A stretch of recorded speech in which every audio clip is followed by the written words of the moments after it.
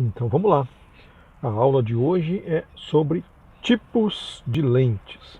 Uma vez que a gente já examinou o paciente, encontrou a refração objetiva, fez o teste de lentes, encontrou a refração subjetiva, uma coisa que o paciente tem, outra coisa que o paciente prefere, e por fim a gente chega na conclusão final que é aquilo que vai estar na minha receita, baseado nas clínicas, nas queixas do paciente, naquilo que a minha percepção clínica identifica como a melhor solução para a queixa do paciente. E uma vez que eu tenho a minha receita pronta, o paciente vai fazer as lentes. E nessa hora é bom que a gente conheça os tipos de lentes que existem para que a gente possa orientar o paciente qual seria o melhor caminho ou a melhor opção para que ele resolva até o fim a queixa dele. Então, quando ele chega no consultório, ele chega para resolver um problema. Eu preciso enxergar melhor, por exemplo. E quando a gente dá a receita, a gente está dando um primeiro passo nesse caminho que é chegar na solução do paciente. E esse ponto é que a maioria dos nossos colegas oftalmologistas se perde, achando que quando a gente entrega a receita, a gente fez tudo o que estava ao nosso alcance e nada mais além disso é problema meu. E justamente essa é a oportunidade para aquele oftalmologista que está em começo de carreira conseguir se destacar frente aos demais colegas, fazendo um serviço bem feito, vamos dizer assim, completo. E quando a gente assume a responsabilidade por resolver a queixa do paciente do começo ao fim, e não só aquilo que está só ao nosso alcance, ou fiz a minha parte, quando a gente aproveita essa brecha deixada pelos nossos colegas, a gente consegue ter uma posição de destaque na solução da queixa do paciente, e isso faz com que ele nos indique o próximo cliente. Porque ele vai nos comparar, vai comparar a minha receita com a receita que ele teve de outros colegas. Evidente, todo paciente faz isso. E ele vai perceber que a gente teve um serviço mais completo e ele volta para nós, ou ele nos indica o próximo caso. E aí entra o principal. Aqui a gente consegue ter um vislumbre de qual a principal função da refração. A maioria dos colegas nossos não quer fazer refração.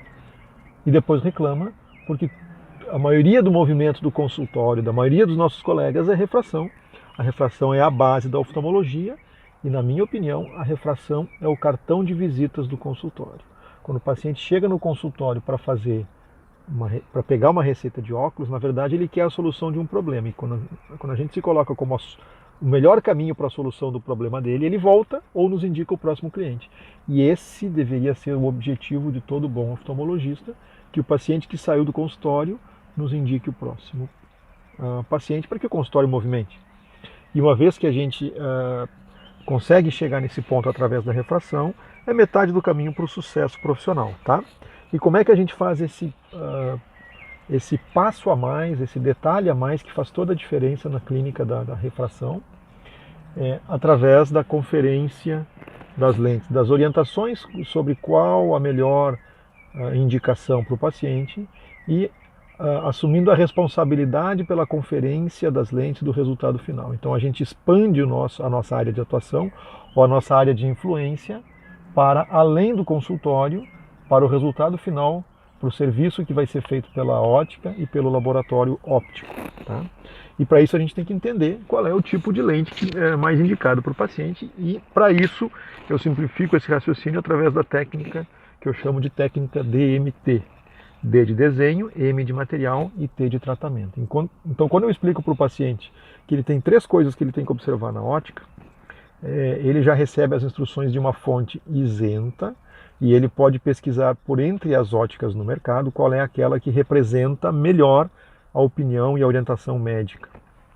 Então, ele passa a ter, vamos dizer assim, pelo menos uma base para que ele possa pesquisar melhor esse mundo novo que aparece para ele a partir dos 40 anos, por exemplo, em que ele tem que conhecer uma série de informações de lentes que ele nunca se preocupou antes na vida. Então vamos lá. Tipos de lentes, desenhos. E basicamente a gente já sabe disso, mas é bom revisar e revisar isso com o conceito de poder apresentar essa informação de forma didática para o paciente. Então a gente tem basicamente 2 tipos de desenho, aqueles que são chamados de desenhos de visão simples e os desenhos que são de pelo menos mais de um foco. E de visão simples são todas as lentes de hipermetropia, miopia, com ou sem astigmatismo, e as de presbiopia num paciente emétrico. Visão simples para perto ou visão simples para longe. Então na receita a gente coloca como VS, por exemplo, Significa para o óptico que ele vai fazer uma lente de visão simples. E essas lentes elas podem ser de dois tipos. Ou elas são lentes esféricas, baseadas num corte de uma esfera, ou na diferença de corte de uma esfera, ou lentes asféricas. É sobre isso que a gente vai falar agora no próximo slide. E nós vamos falar também sobre as lentes bifocais, as multifocais, os tipos de multifocais e ocupacionais, de um ponto de vista técnico, mas principalmente do ponto de vista de orientação ao paciente no consultório, tá? Então vamos lá. Sobre lentes de visão simples e lentes... Sobre lentes de visão simples esféricas e asféricas. Quando a gente viu na teoria sobre a construção de lentes, a gente estudou sobre lentes esféricas, em que elas são uma seção de uma esfera, em que eu posso ter uma curva mais plana e uma superfície mais curva e uma superfície mais plana, seja ela positiva, seja ela bicôncava, biconvexa, enfim. O fato é que elas são seções de uma esfera, e eu vou ter mais ou menos dessa forma aqui a potência de curvatura e a potência em relação à posição da lente. E numa lente asférica eu vou ter mais ou menos esse tipo de desenho, um pouco mais abrangente na lente.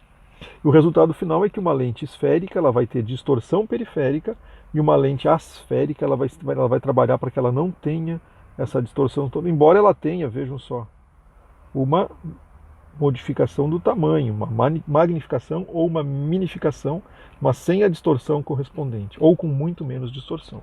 Para quando que a gente indica lentes asféricas? Geralmente dioptrias acima ou abaixo, né, de 5 dioptrias, então uma hipermetropia alta ou uma miopia alta, e há quem já recomende que veja benefícios além das 3 dioptrias. Tá? O fato é que é o seguinte, se eu pegar uma lente, por exemplo, com uma armação, com uma área de lentes muito pequenas, então quando eu tenho, por exemplo, uma armação em que eu tenho uma lente muito pequena, porque a armação ela tem um tamanho pequeno, é diferente de eu pegar uma armação com tamanho grande, em que a área da lente é maior e a minha aberração periférica é maior. Então, para diminuir a aberração periférica, além da dioptria e da curvatura da lente, o tamanho da armação, uma armação pequena, sempre vai ter pouca aberração. Independente da dioptria, vai ser menor, né? Fácil de entender. Então, lentes asféricas a partir de quando? Depende da dioptria, depende da armação, depende do conjunto da obra. Essa é uma indicação mais da ótica e do laboratório do que basicamente do oftalmologista. Mas acima de 5 graus, há vantagens, tá? Então, primeira parte, visão simples. Segunda parte, lentes bifocais. E aí a gente tem algumas características ou variações de lentes bifocais. E basicamente esse grupo aqui, que é o que a gente usa. Tá? Chamado de, eu vou falar primeiro dos grupos de exceção. Executive é usado quando? Para crianças em que eu preciso usar na esotropia acomodativa, em que eu preciso da adição para o paciente não ter desvio para perto. E aí eu vou querer uma área de perto o maior possível. Então, se eu usar, por exemplo, uma película muito pequena, eu não vou ter toda essa área. E além disso, eu vou montar essa linha divisória extremamente alta, 2 milímetros abaixo da pupila, ou na borda, abaixo do centro óptico, ou na linha da borda pupilar. O que dá praticamente a mesma coisa. A linha divisória vai estar praticamente na borda pupilar do paciente, 2 milímetros abaixo do eixo do centro visual. Tá? Então eu uso executivo quando? Em crianças com esotropia acomodativa com 1 grau para perto. Ponto. Não se usa em outras situações, é muito difícil de encontrar. E aí a gente tem uma alternativa, existe um fabricante que faz uma lente topo reto com uma película de 45 milímetros, em que ela é quase um executivo, tá? E eu vou colocar aqui, ó, topo reto com película de 45 milímetros. Isso aqui pode ser colocado nas observações da prescrição e aí a ótica vai fazer um quase executivo pelo preço de um bifocal comum. Segunda opção, Cryptoc, que é uma lente que ela não tem, vamos dizer assim, um efeito prismático como das lentes bifocais do tipo topo reto ou Ultex. que seria topo inferior, né? Reto inferior, base inferior. Tá? E por que existe essa diferença? Porque quando eu tenho essa lente nesse desenho topo reto, eu vou ter vamos dizer assim, a lente normal e uma película de prisma com base superior para compensar a base inferior dessa lente para longe. Então eu vou usar a película de base superior, topo reto, quando eu quiser neutralizar um prisma de base inferior da lente de longe. E a película de base inferior quando eu quiser neutralizar um prisma de base superior da lente de longe. Basicamente, quem decide isso é a ótica, mas esse é o princípio que eles vão usar para decidir. Existem regras para isso, mas basicamente o Panoptic, topo reto, e o Ultex ou Balux seria o reto inferior, né? A base inferior. Tá? Então esses são os 4 tipos de bifocais, esses são os mais utilizados. Esse é utilizado para esotropia acomodativa e esse é utilizado quando eu não quero nem efeito de base superior nem efeito de base inferior. Então eu vou, na verdade, ter base no meio. Ela é uma película circular. Multifocais. Essa é a categoria mais utilizada de lentes, em que eu vou ter um foco para longe e um outro foco para perto. Então essas são lentes obrigatoriamente asféricas, em que eu vou ter um desenho da lente. E esse desenho varia de acordo com algumas características. Cada fabricante vai ter a sua fórmula para distribuir o grau de longe e de perto, com algumas características e vantagens e desvantagens. Todas as lentes se baseiam mais ou menos nessa sequência aqui. Eu vou ter o grau de longe em cima, o grau de perto embaixo, um corredor progressivo e uma largura desse corredor, uma altura de corredor progressivo e uma largura de corredor progressivo, em que eu formo esse desenho com aberração periférica e a lente, vamos dizer assim, com foco para longe e para perto. Uma área de longe geralmente maior do que a área de perto, e isso representa 100% das lentes multifocais.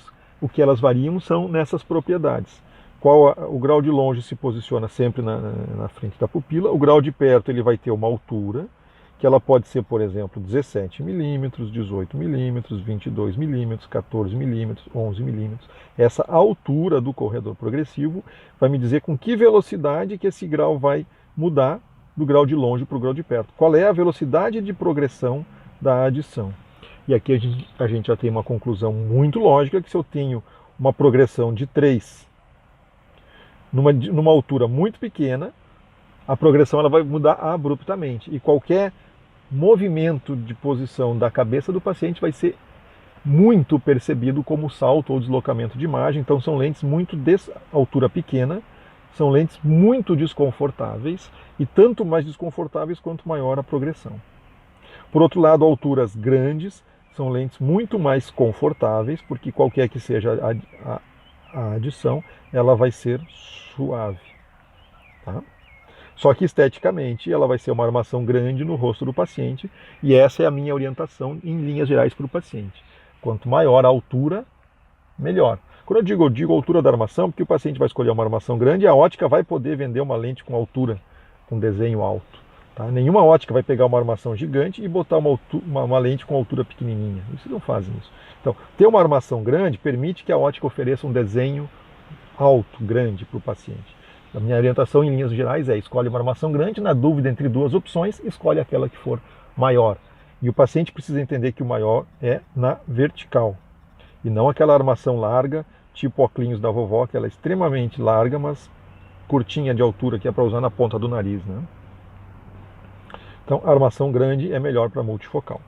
E isso é a altura do corredor progressivo. Além da altura, então, normalmente como é que eu explico para os pacientes? Tem o grau de longe, tem o grau de perto e tem a altura da lente. E aí o grau é distribuído para longe e para perto, e esse desenho eu faço muitas vezes no receituário. A largura gera uma distorção periférica, a lateral das lentes nunca é muito boa, e aí vai ter lentes que vai ter uma largura maior e uma largura menor. Quanto maior a largura, geralmente melhor a lente e mais cara. Agora, eu já perguntei isso para vários representantes e tentei avaliar isso em várias lentes. Nenhum deles, eu não consegui nenhuma informação confiável sobre qual a largura de cada corredor progressivo. O que a gente vê são mementos de fabricantes com desenhos maravilhosos de larguras de corredor, mas nenhuma delas é uma informação oficial que possa ser reproduzida de alguma maneira. Então é preciso confiar naqueles mementos com ilustrações gráficas que não representam de forma nenhuma a precisão científica necessária para a gente poder avalizar esse tipo de informação. Geralmente o que eu vejo é quanto mais larga, quanto melhor a lente, maior largura, maior conforto e mais cara. Tá? Então eu acabo desenhando para o paciente uma cruz com uma altura, uma largura, uma distorção periférica. E aí ele vai entender esse tipo de conceito que eu preciso passar para ele. Tá? Multifocais, então. Como é que o paciente vai encontrar melhor, e o que a gente mais vê é indicação errada de multifocal. Tá? E como é que eu explico isso no consultório? Grosso modo, eu explico que isso é mais ou menos como carro. Primeiro eu dou uma informação que é como se fosse geladeira. Embora eu possa encontrar a mesma geladeira em várias lojas, eu recomendo que ele vá em várias óticas para procurar marcas de lente e até encontrar a Brastemp que ele precisa, ou algum exemplo parecido. E explico também que as lentes são como carro, e como tem 4 rodas e tem uma direção, dá para chamar de carro. Mas nem todo carro é igual e nem todo carro tem a mesma função. Eu posso ter carros populares e eu posso ter carros importados. E dependendo do motivo que eu necessito, eu posso preferir uma ou outra opção. E aí eu geralmente uso esses 2 exemplos para o paciente entender. Se eu tenho uma família grande e preciso viajar muito com espaço no porta-malas e motor para ultrapassagem, eu preciso de um carro grande com motor e porta-malas. Essa é uma opção. Agora, se por outro lado eu sou um solteiro que vivo no centro da cidade, não saio da cidade, preciso de vaga para estacionar em vários locais diferentes, eu preciso de um carro pequeno com motor econômico sem porta-malas, 1.0. Agora, se por acaso eu inverter, os 2 são bons, cada um para o seu público. Agora, se por acaso eu inverter e der para uma família um carro 1.0, vai ser horrível. E se eu der para um solteiro no centro da cidade um carro grande com porta-malas, um carro do tiozão, vai ser horrível. Então, o objetivo da ótica é oferecer o carro certo para o cliente certo. E aí depende do tipo de uso que a pessoa vai ter. E eu geralmente dou 2 exemplos. Se a pessoa é um profissional de educação física, em que a visão de perto não é tão importante, a não ser na hora da chamada, mas ele precisa ver bem o jogo de futebol ou de vôlei dos alunos, ele precisa de uma visão dinâmica para ambientes abertos.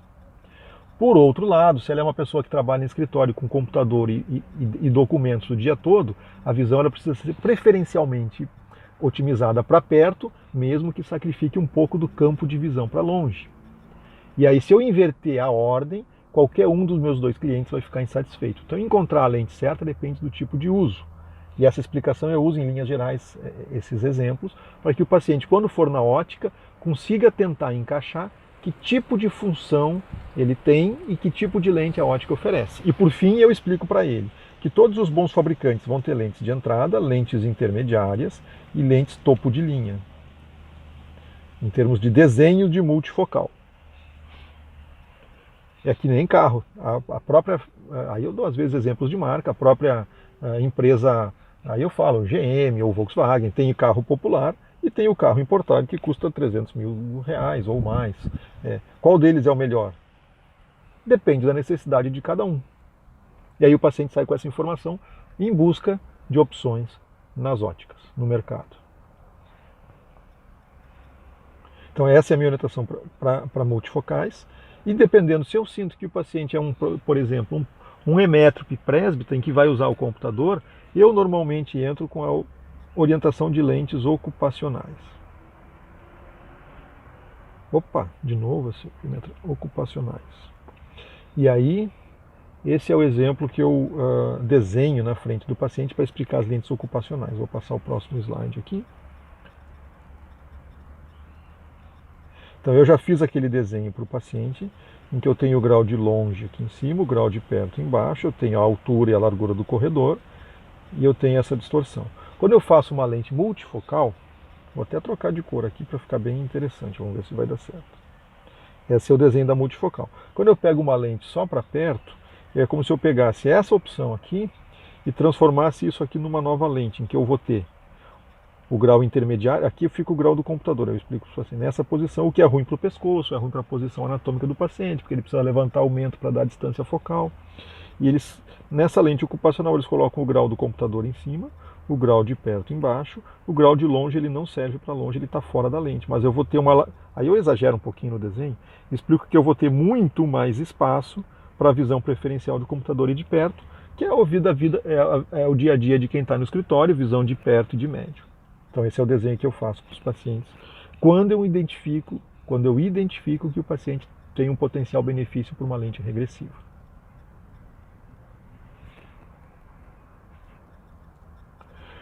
Então, primeira parte sobre desenhos, eu faço essa explicação de acordo com o perfil que eu encontro para o paciente, uma explicação mais detalhada ou mais reduzida nessas condições, já orientando aquilo que o paciente vai encontrar no mercado. Então ele vai encontrar várias opções e ele precisa comparar laranja com laranja de um fabricante com outro fabricante. Não adianta um carro popular de um fabricante com um carro popular de outro fabricante. Não adianta ele comparar o top de linha de um contra a linha popular de entrada de outro fabricante. Ele precisa saber em que território que ele está pisando e a única maneira dele encontrar isso é batendo perna e aprendendo sobre o assunto.